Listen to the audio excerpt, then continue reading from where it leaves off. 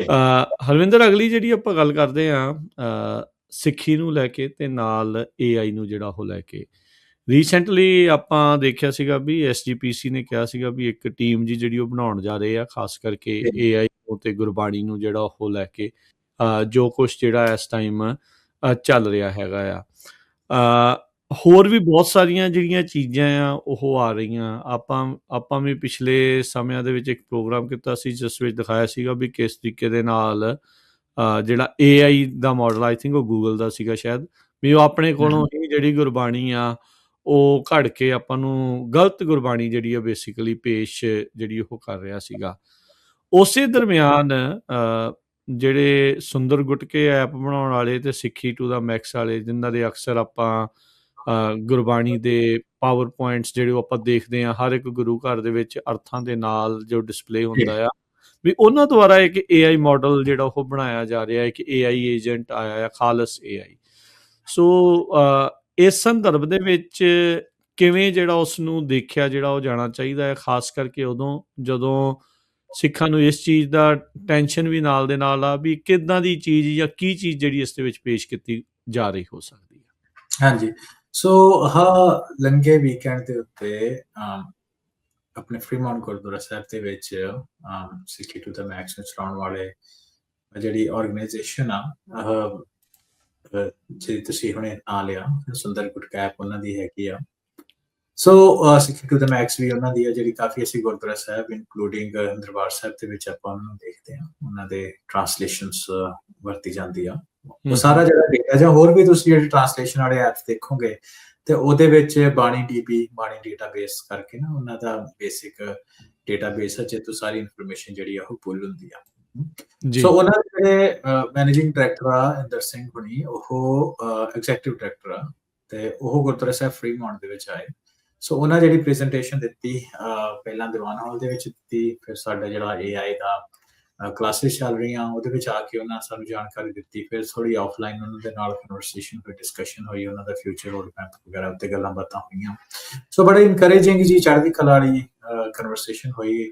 ਬੜੀ ਵਧੀਆ ਗੱਲ ਲੱਗਦੀ ਆ ਵੀ ਜਦੋਂ ਆਪਾਂ ਇੱਦਾਂ ਦੇ ਫੀਚਰਸ ਨੂੰ ਯੂਜ਼ ਕਰਕੇ, AI ਦੇ ਫੀਚਰ ਨੂੰ ਯੂਜ਼ ਕਰਕੇ ਆਪਾਂ ਕੁਝ ਕਮਿਊਨਿਟੀ ਦੇ ਭਲੇ ਦੀ ਗੱਲ ਕਰਦੇ ਹਾਂ।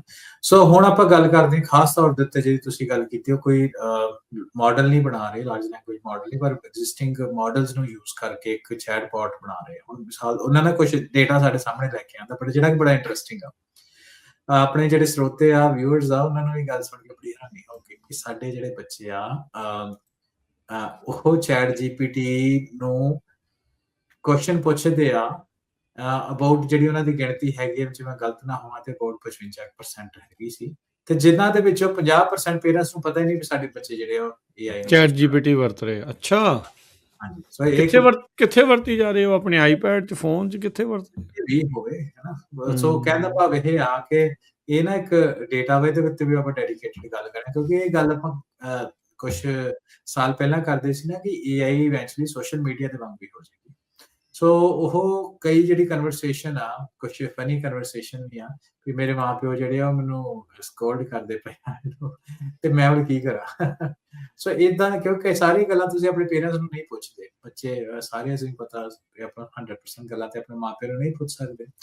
ਸੋ ਉਹ ਚਲੋ ਉਹ ਇੱਕ ਵੱਖਰੀ ਗੱਲ ਆ ਵੀ ਆਪਾਂ ਸੋਸ਼ਲ ਮੀਡੀਆ ਜਾਂ AI ਟੂਲਸ ਦਾ ਜਿਹੜਾ ਇੰਪੈਕਟ ਆ ਉਹ ਆਪਾਂ ਬੱਚਿਆਂ ਉੱਤੇ ਕਿੱਦਾਂ ਇੰਟਰੋਡਿਊਸ ਕਰਨਾ। ਸੋ ਉਹ ਇੱਕ ਵੱਡੀ ਪ੍ਰੋਬਲਮ ਆ, ਪਰ ਉਹਦਾ ਜਿਹੜਾ ਸੋਲੂਸ਼ਨ ਆ ਉਹ ਸਾਡੇ ਸਾਹਮਣੇ ਲੈ ਕੇ ਆਇਆ ਕਿ ਸਿੱਖ ਪਰਸਪੈਕਟਿਵ ਦੇ ਉੱਤੋਂ ਜਦੋਂ ਤੁਸੀਂ ਕੋਈ ਬੱਚੇ ਕੁਐਸਚਨ ਪੁੱਛਦੇ ਆ, ਹੁਣ ਦੇਖੋ ਸੋਸ਼ਲ ਮੀਡੀਆ ਦੇ ਉੱਤੇ ਤੇ ਜਿਹੜਾ ਪਰਸਪੈਕਟਿਵ ਆ ਉਹਦਾ ਦੁਨੀਆ ਭਰ ਦਾ ਹੀ ਨਾ, ਕਿਉਂਕਿ ਡੇਟਾ ਸਕ੍ਰੇਪ ਕਰਕੇ ਇੰਟਰਨੈਟ ਦੇ ਉੱਤੇ ਉਹਨਾਂ ਸਾਰੇ ਆਪਣੇ ਲਾਰਜ ਲੈਂਗੁਏਜ ਮਾਡਲ ਬਣਾਏ ਹੋਏ ਆ।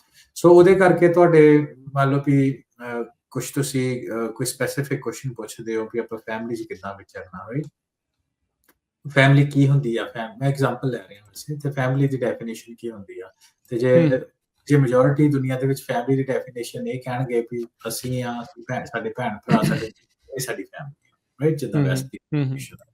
ਪਰ ਜਦੋਂ ਅਸੀਂ ਆਪਣੇ ਪੰਜਾਬ ਦੇ ਪਰਸਪੈਕਟਿਵ ਤੋਂ ਕਹਿੰਦੇ ਜਾਂ ਈਸਟਰਨ ਹੈਮਿਸਫੀਅਰ ਦੇ ਪਰਸਪੈਕਟਿਵ ਤੋਂ ਆਪਾਂ ਗੱਲ ਕਰਦੇ ਹਾਂ, ਤੇ ਸਾਡੀ ਫੈਮਿਲੀ ਜਿਹੜੀ ਹੁੰਦੀ ਆ ਉਹਦੇ ਵਿੱਚ ਸਾਡੇ ਦਾਦਾ ਦਾਦੀ, ਨਾਨਾ ਨਾਨੀ, ਉਹ ਸਾਰੇ as a part of family ਹੀ ਹੁੰਦੇ ਆ। ਐਕਸਟੈਂਡਡ, ਜਿਹਨੂੰ ਇੱਥੇ ਐਕਸਟੈਂਡਡ ਫੈਮਿਲੀ ਕਹਿੰਦੇ ਆ। ਉਸ ਡੈਫੀਨੇਸ਼ਨ ਦੇ ਵਿੱਚ।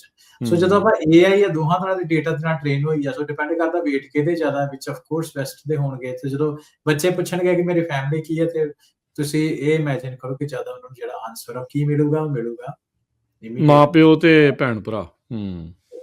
ਸੋ ਪਰ ਇਹ ਜਿਹੜੀ ਗੱਲ ਆ ਉਹ ਠੀਕ ਨਹੀਂ। ਸੇਮ ਚੀਜ਼ ਤੁਸੀਂ ਜਿਹੜੇ ਹੁਣ ਹੈਲੂਸੀਨੇਸ਼ਨ ਦੀ ਗੱਲ ਕੀਤੀ ਕਿ ਗੁਰਬਾਣੀ ਨੂੰ ਲੈ ਕੇ ਜਦੋਂ ਆਪਾਂ ਗੱਲ ਕਰਦੇ ਹਾਂ, ਤੇ ਹੈਲੂਸੀਨੇਸ਼ਨ ਦੀ ਆਪਾਂ ਤੁਹਾਨੂੰ ਲਾਈਵ ਐਗਜ਼ਾਮਪਲਸ ਉਦੋਂ ਲੈ ਕੇ ਦਿੱਤੀਆਂ ਸੀ। ਸੋ ਉਹ ਕੁਝ ਮਸਲੇ ਨੂੰ ਹੱਲ ਕਰਨ ਦੇ ਵਾਸਤੇ step in a right direction ਕਹਿ ਸਕਦੇ ਹਾਂ, ਜਿਹੜਾ ਇਹ ਚੈਟਬੋਟ ਬਣਾਇਆ। ਸੋ ਮੈਨੂੰ ਰਾਜਕਰ ਨੇ ਇਹ ਕਿ ਆਪਾਂ ਉਸ ਚੈਟਬੋਟ ਨੂੰ ਆਪਾਂ ਆਪਣੇ ਟਾਕ ਸ਼ੋ ਦੇ ਵਿੱਚ ਵੀ ਆਪਣੇ ਲਾਈਵ ਦੱਸ ਸਕਦੇ ਹਾਂ।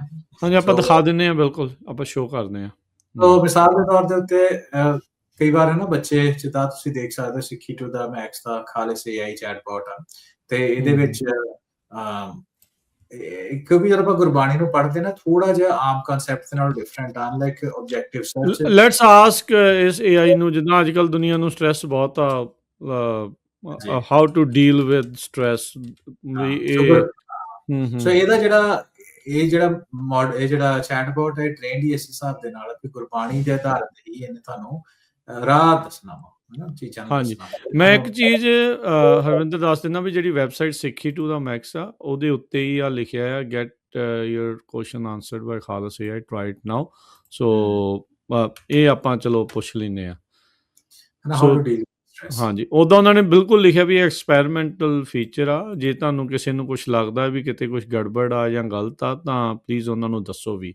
ਹਾਂਜੀ ਹਰਵਿੰਦਰ, ਪਲੀਜ਼ ਕੰਟੀਨਿਊ। ਹਾਂਜੀ, ਸੋ ਉਹਦੇ ਵਿੱਚ ਤੁਸੀਂ ਇਹ ਦੇਖੋ ਹੈ ਨਾ, ਆਮ ਤੌਰ ਦੇ ਉੱਤੇ ਆਪਾਂ ਆਬਜੈਕਟਿਵ ਚੀਜ਼ਾਂ ਦੀ ਸਰਚ ਕਰਦੇ ਹਾਂ ਕਿ who is considered king of the jungle, ਤੇ ਆਨਸਰ ਆ ਜਾਊਗਾ। ਗੁਰਬਾਣੀ ਦੇ ਨਾਲ ਸਾਡੀ ਜਿਹੜੀ ਇੰਟਰੈਕਸ਼ਨ ਆ, ਉਹ ਆਬਜੈਕਟਿਵ ਤਰੀਕੇ ਦੀ ਨਹੀਂ ਹੈਗੀ। ਜਿਹੜੀ ਇਹਦੇ ਚ ਵੱਡੀ ਤੁਸੀਂ ਦੇਖੋਗੇ ਵੀ ਕਈ ਇਹਦੇ ਆਨਸਰ ਆ ਗਏ, ਸ਼ਬਦ ਆ ਗਏ ਉਹਦੇ ਸਾਹਮਣੇ ਸਾਡੇ। ਉਹਦਾ ਕਾਰਨ ਇਹ ਆ ਕਿ ਗੁਰਬਾਣੀ ਜਿਹੜੀ ਉਹ ਤੁਹਾਨੂੰ ਕਹਿੰਦੀ ਆ ਕਿ ਤੁਸੀਂ ਐਕਸਪਲੋਰ ਕਰੋ ਚੀਜ਼ਾਂ ਨੂੰ ਵੱਧ ਤੋਂ ਵੱਧ। ਇਹਦੇ ਵਿੱਚ ਤੁਹਾਨੂੰ ਸ਼ਬਦ ਸਾਹਮਣੇ ਆ ਗਏ, how to deal with stress. ਪਹਿਲਾ ਹੈਗਾ ਸ਼ਬਦ ਭਜੋ ਹਰੀ, ਹੈ ਨਾ।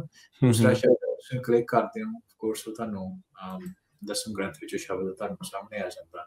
ਦੂਸਰਾ ਚੀਜ਼ ਇਹ ਆ ਕਿ ਹੈ ਨਾ, ਆ ਦੇਖੋ ਨਾਲ ਦੀ ਨਾਲ ਇਹਨੇ ਤੁਹਾਨੂੰ ਉਸ ਸ਼ਬਦ ਦੀ ਜਾਂ ਉਸ ਲਾਈਨ ਦੀ ਤੁਹਾਨੂੰ ਸਮਰੀ ਥੋੜੀ ਜਿਹੀ ਬਣਾ ਕੇ ਤੁਹਾਡੇ ਸਾਹਮਣੇ ਦਿੰਦਾ। So it goes through the whole process of ਕਿ ਪਹਿਲਾਂ ਤੁਸੀਂ ਸ਼ਬਦ ਪੜ੍ਹਨਾ, ਉਹਨੂੰ ਅੰਡਰਸਟੈਂਡ ਕਰਨ ਦੀ ਕੋਸ਼ਿਸ਼ ਕਰਨੀ ਹੈ, ਦੈਨ ਉਹਦੇ ਤੋਂ ਤੁਹਾਨੂੰ ਆਪਣੇ ਤੌਰ ਦੇ ਉੱਤੇ ਖਾਲਿਸ AI ਦੇ ਨਾਲ ਕੀ ਸ਼ਬਦ ਦਾ ਤੇ ਉਹਦਾ ਕਨੈਕਸ਼ਨ ਕੀ ਹੋਵੇ ਤੁਹਾਡੀ ਸਟ੍ਰੈਸ ਦਾ ਗੁਰਬਾਣੀ ਦੇ ਹਿਸਾਬ ਦੇ ਨਾਲ, ਉਹ ਤੁਹਾਨੂੰ ਲੈ ਕੇ ਤੁਹਾਡੇ ਸਾਹਮਣੇ ਆਉਂਦੀ ਹੈ।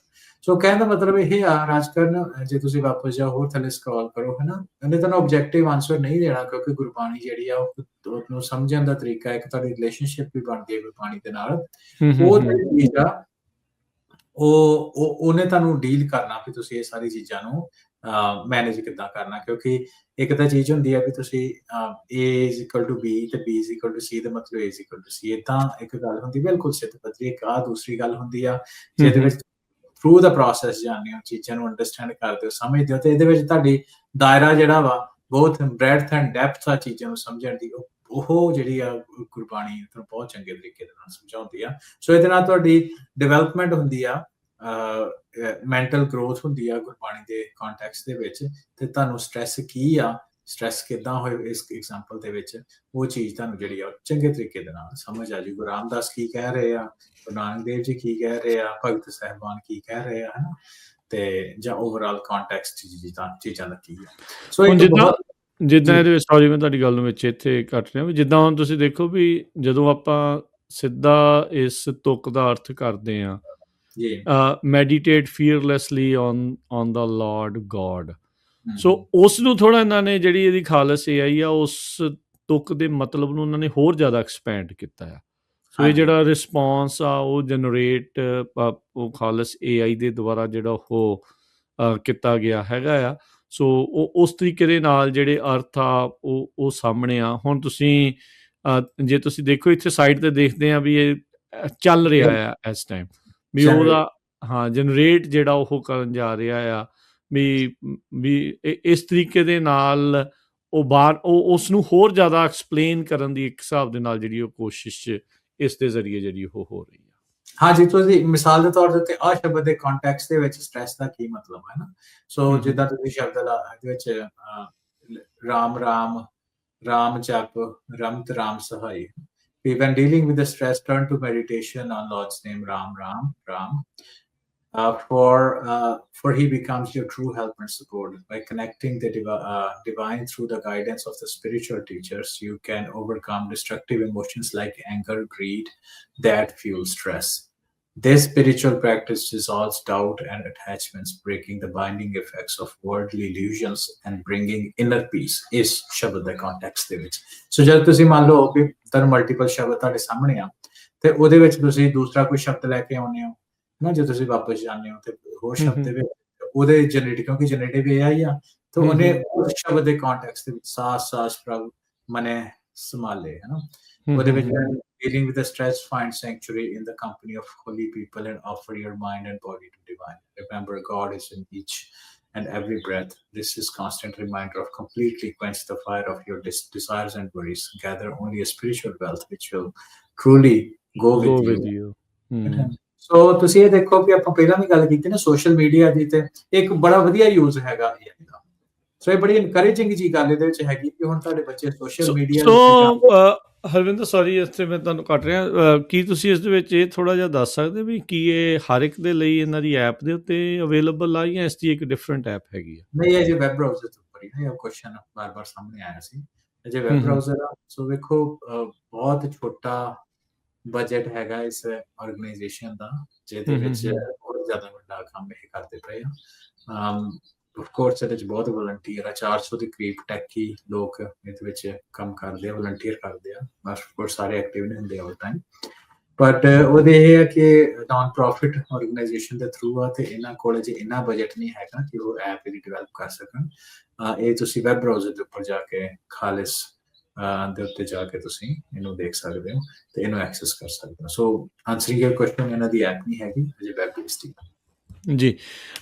ਅੱਛਾ ਹਰਵਿੰਦਰ, ਹੁਣ ਇਸੇ ਦਰਮਿਆਨ ਚਲੋ ਇਹ ਤਾਂ ਆਪਾਂ ਇਹ ਜਿੱਦਾਂ ਤੁਸੀਂ ਦੱਸਿਆ ਵੀ ਇਹ ਉਹ ਚੀਜ਼ ਆ, ਤੁਹਾਡੀ ਵੱਖ-ਵੱਖ ਸਵਾਲਾਂ ਦੇ ਜਵਾਬ ਗੁਰਮਤਿ ਦੇ ਸੰਦਰਭ ਦੇ ਵਿੱਚ, ਗੁਰਬਾਣੀ ਦੇ ਸੰਦਰਭ ਦੇ ਵਿੱਚ ਤੁਸੀਂ ਉਹ ਜਵਾਬ ਜਿਹੜੇ ਉਹ ਲੱਭਣ ਦੀ ਜਿਹੜੀ ਉਹ ਕੋਸ਼ਿਸ਼ ਕਰ ਰਹੇ ਆ।